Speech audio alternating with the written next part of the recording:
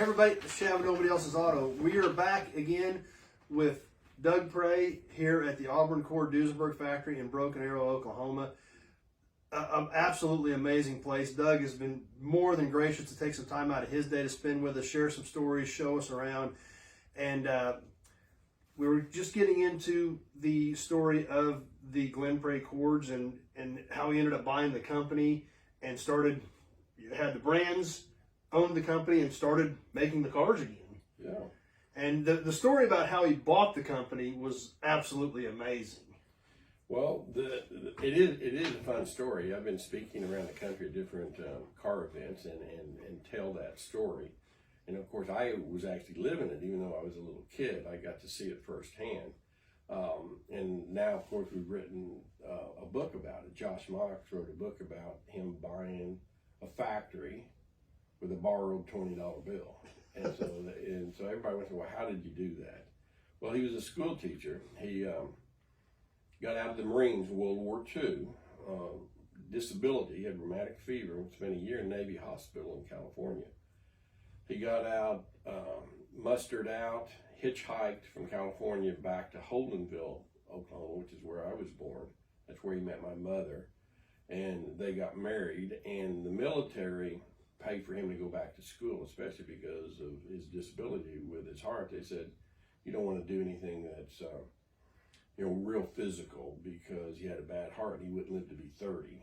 And after they told him that, he never went to hospital again until he died at 85. So, and the heart's not what killed him. But anyway, he was. He's gonna prove him wrong, though. That's right. So he went to school, and I said, well, why don't you get a degree in education? You just teach school, and that would be, a real good job for you. So he did. He went to Oklahoma State University. Now it was Oklahoma A&M back then, and got a degree in drafting, and 4-year degree, bachelor's degree, and then he got a master's in education, and that would be typically 6 years worth of college. Well, in typical Glen Prey fashion, he did it in 2 years. And then he's told all the stories about how he did it and how you can take that many classes and 2 classes at the same time. And I mean, he's got a lot of stories about that. But he got his degree in drafting, was told that there was a job available in Tulsa, and it was a motor mechanic's job. And he said motor mechanics, because as far as he was concerned, a motor was something, an electric motor. He knew engines, of course. And he met with the superintendent of schools, and he said, young man, he says, you're wanting this job in the industrial arts department here as a motor mechanic teacher. And he says, I don't see anything in your resume or your schooling that you know anything about motor mechanics. And because his degree was in drafting. And he said, sir, he said, stand up. And he said, look out the window here. And he was on the 2nd floor. And he said, see that hot rod there? He said, I built every nut and bolt of it myself. He says, I'm an expert. And the superintendent says, you're hired. And he became a school teacher, taught school. Cord was his love. He restored his first cord in the classroom. And there's lots of fun stories about his classroom and what he did and the kind of school teacher he was.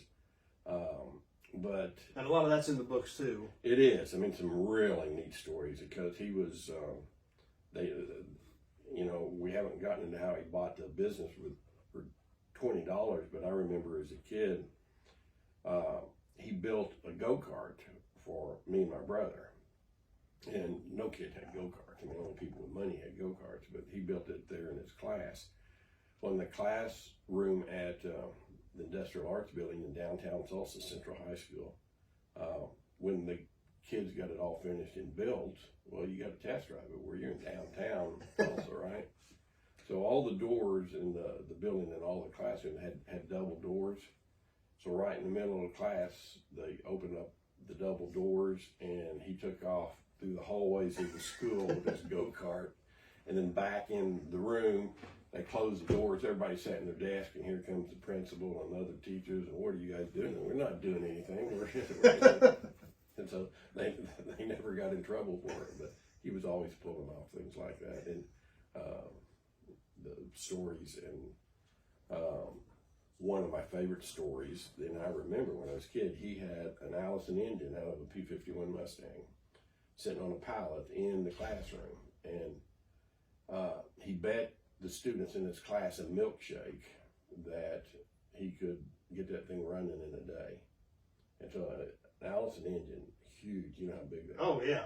When it started with a centrifugal starter where you had to wind it up and then start it. And he said they had to pump fuel into it and oil into it, so they used the bulk oil that the school provided for the class. So they had a 50-gallon barrel of oil, and so the line's running into the barrel. And of course, no exhaust on it.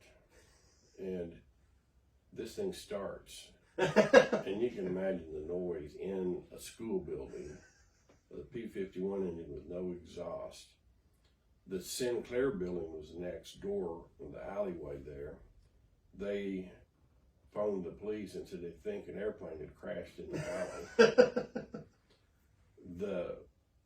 The hose that went into the 50-gallon barrel came out, and it sprayed the entire shop class with oil. And you know how much a little bit of oil will do. And much less oil under pressure blowing all over the room. he said the rest of the season kids were cleaning oil out of that building, off the ceilings, off the walls, and everything else. But that's the kind of guy I was, you know, a lot of fun, but excitement, and to have the skill and the ability to be able to start that engine sitting there on a pallet was, you know.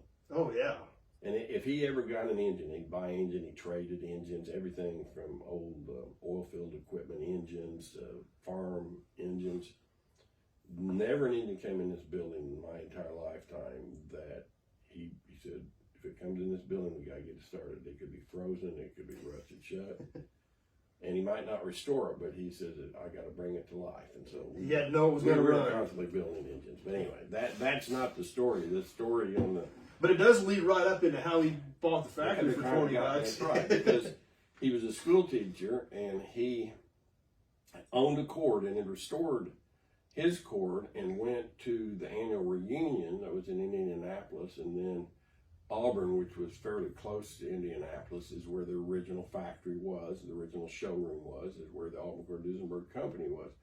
So they would have a parade. All these people that owned Auburn Cords and Duesenbergs would show up from all over the country, and they'd have a parade and a picnic and a party, and they'd go tour the factory.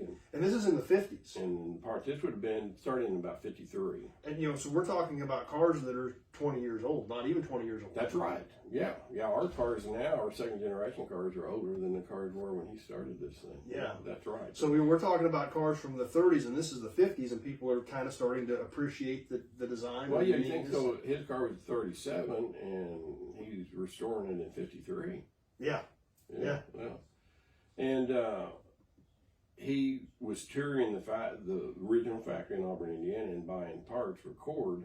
And his first Cord came because of his school teaching job. He told the kids, he said, I saw this car when I was a young man, and he saw it go by, and he called it something out of Buck Rogers. It said, you'd still see Model A Fords and Model Ts on the road. And he said, this Cord comes zipping by, and it was space age. And he followed the guy home, and the stories about that are in the book too, and asked what it was, and he had a love affair with the Cord from that day on. Well, he told the students, he said, I'm looking for one of these, and he put a picture on the bulletin board in his classroom and said, hey, start asking, looking. He ended up, the kids actually found him. He bought 13 different Cords, but his favorite was the Phaeton and the supercharged version. So it's a convertible, got a back seat, the kids can go in it, and it's supercharged. So that was his first restored car. He took it to the show in Auburn, Indiana, and was just telling a friend of his as they were going through the factory that, yeah, one of these days I'd like to buy all these. And now he's 30-something, 31 years old. And so he kind of laughed about it and said, yeah, that would be neat, you know. And so he comes back and he's teaching school and playing with cars and restoring cars, and starts a little side job called Glenn's Custom. That's another story, because the first Glenn's Custom that he built. But he had told his friend, and one of these days I'd like to buy the factory. Well, a year from that date, he got a phone call from another club member and says, I hear somebody's trying to buy the factory.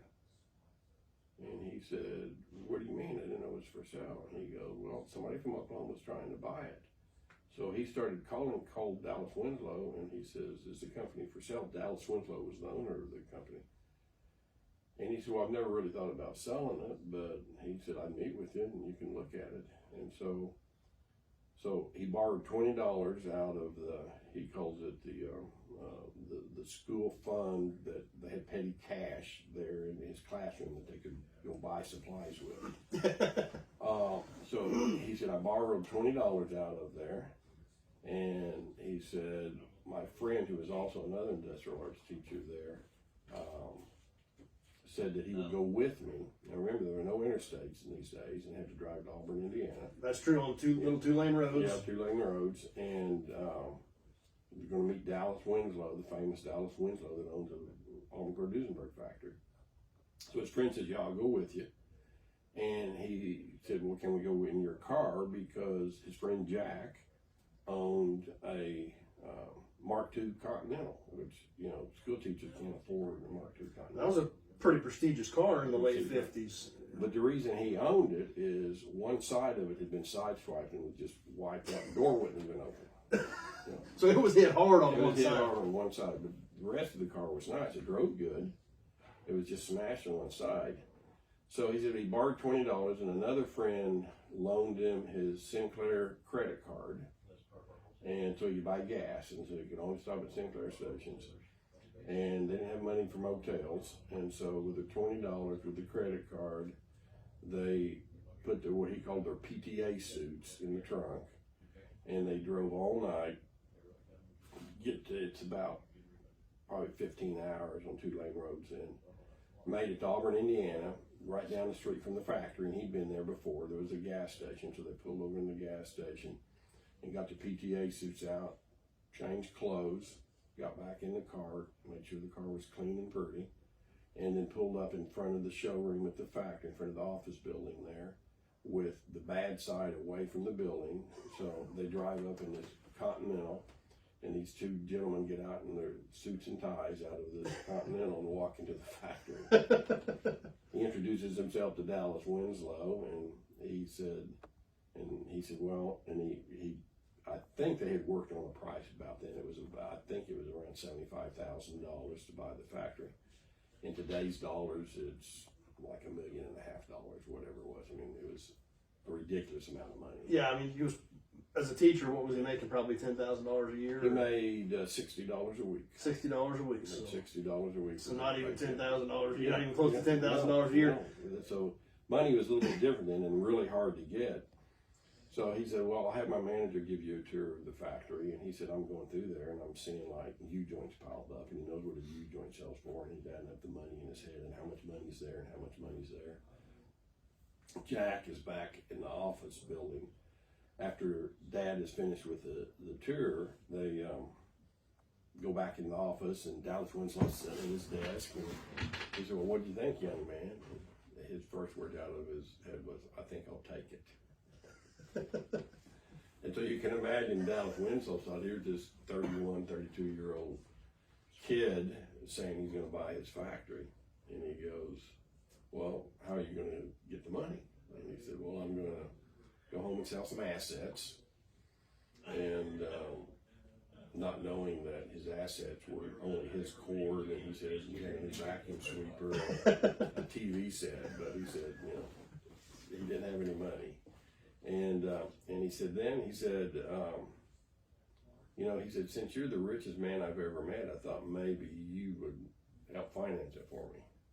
And Dallas Winslow, he talked to him, and he said, I like you, Glenn. He said, I'll tell you what I'll do. He said, I'll give you an option to purchase. And Dad said, what's an option? And he says, you give me $1,000 right now, and I'll hold the company for you for 30 days. And he said, in 30 days, you don't have money, then you can give me another 1,000 and buy another 30 days, or the deal's off. And so he wrote a check for $1,000, and the factory was his, or he had the option for it anyway. And then he said they got in the car and drove straight back because he had to get to the bank to figure out how to cover the check, because he had no $1,000 in his account. And so then he starts selling everything he can to cover that first $1,000 check, and then I don't know if you call it a scheme, but everything in the world he could do to come up with the money to make it happen, and he did. I mean, the story again is in the book on how he did all that. How did he raise that kind of money when he had nothing? And then once he made the deal, he had to move the factory from Auburn, Indiana to Tulsa, Oklahoma, and there were 400,000 pounds of parts. So that's a whole nother story of how he got the stuff here. But he did, and I was here when the trucks were being unloaded. I still remember all of it. And when the trucks were being unloaded, he was still teaching school, so he had his students. He said, "We're going on a field trip today." So the students came out every day and unloaded trucks. And he says they all got A's that year. Yeah. So, but that's kind of the quick version of how he did it. But there's a lot more detail, And that's all in the book, and then we'll. So if you want to get the rest of the stories, we got the books here, and you can order them on the Auburn Cord Duesenberg Factory website. That's right. You've got the DVD on Pray's Passion. You've got Glenn Pray, The Untold Stories. And you've got Glenn Pray, The Man Who Brought Legends to Life. And we'll get pictures of these and post these up. And then this is the hardback of The Man Who Brought Legends to Life, correct? Right. And this is a hardback. You've got a limited amount of these left. Right. Yeah. And these have color pictures and hardback, kind of more of a coffee table display type book. Right. But this is the last run of these, right, and these are limited, right, as to what you've got left. So, like I said, just the tip of the iceberg. I actually picked this up yesterday, read the whole thing, and it's amazing. And everything he's telling you, it just gets better. So, definitely order the books. Stay tuned. Doug has been so gracious taking some time with us today. We're going to get into when he started building cords and Auburns, and we're going to walk around the factory. We're going to show you some of the parts inventory, some of the absolutely amazing cars that are here. I mean, there's some stunning cars here that you guys are restoring, have restored, things like that. So this place is just so cool, and I can't thank Doug enough for the time he's taking with us to do this. So as always, thanks for watching, everybody. If you're on Facebook, please share the video with your friends. If you're new to us, jump over, like the page, stay tuned with what's coming up. If you're on YouTube, please subscribe to my channel. Check out all the other old car videos. Check out all the stuff we've got coming on from here. Check out the Auburn Cord Duesenberg Factory's website and see what they've got going on. Get your own copies of these books. This display hardback book is a very nice piece. The stories are great. The pictures are great. And like I said, there's not many of these left on the shelf because when I grabbed mine yesterday, these are getting low. So be sure to check out their website. Check out what they've got going on. The restorations, the new projects, the G3 that's coming out. So much cool stuff going on in Broken Arrow, Oklahoma that a lot of people don't even realize. So as always, thanks for watching. Really appreciate the time you're taking with us while we're here. And stay tuned. Tons more cool stuff coming up.